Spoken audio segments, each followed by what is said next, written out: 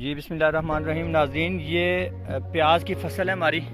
इस वक्त 2 माह हो चुके हैं इसको, और 2 माह की ये फसल, 2 माह से कुछ 2 दिन ऊपर ही होंगे, कम नहीं होंगे। तो ये प्याज की आप फसल देख लें।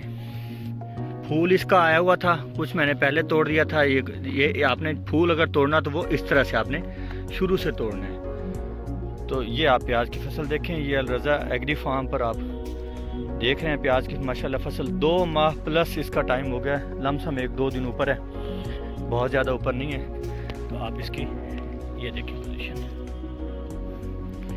ये एक खेल पर हमने 3 लाइनें लगाई हैं, एक खेल पर 3 लाइनें। ये नसरपुरी प्याज हमारा लगा हुआ है, नसरपुरी वैरायटी है माशाल्लाह, बहुत प्यारी, डिलीशियस। और इस वक्त इसकी पोजीशन इस तरह हो चुकी है कि 1 एकड़ से हम इंशाल्लाह एक्सपेक्टेड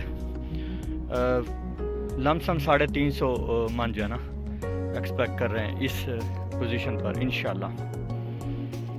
ये हाई डेंसिटी पर नहीं है, ये नॉर्मल कास्ट है। ये आप प्याज का साइज़ देखें, ये पूरे 2 माह और कोई 1-2 दिन ऊपर हो चुके हैं इसको। ये साइज़ देखें प्याज का माशाल्लाह।